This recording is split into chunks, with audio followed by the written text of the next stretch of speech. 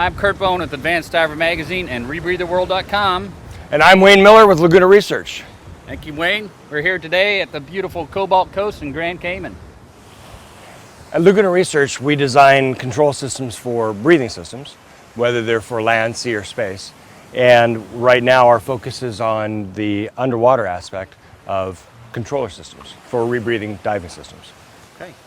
Well, how about we go over each little piece at a time, that way you can kind of describe on which one does. Absolutely, but let me tell you beforehand what the general gist of the controllers in this market. A lot of people already have rebreathers that are designed with controllers in mind. What we're doing is we have a universal type controller that can be dropped on mechanical or non-electronic rebreathers to make them electronic.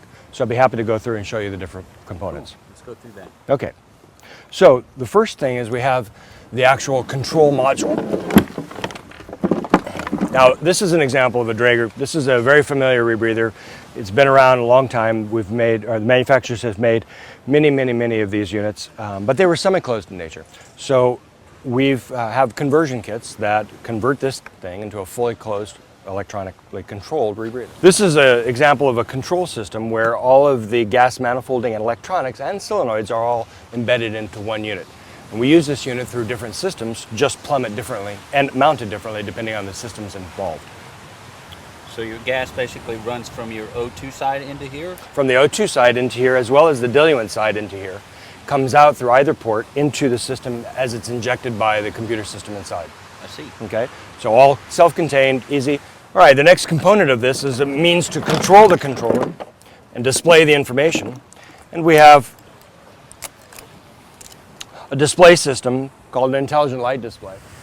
Okay, the intelligent light display gives a graphical representation, an LED indication of where you are relative to your partial pressure in the loop.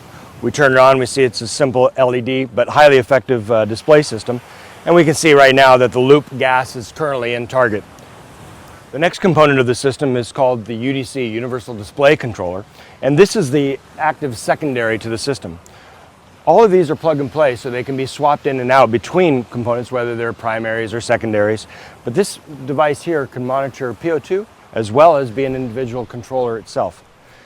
Again, graphic LED or LED indications, large format PPO2 display, and you can see the individual sensors as well as aggregation. There are features such as output to dive computers, as well as easy to change batteries or just AA's, and the system works for over 200 hours.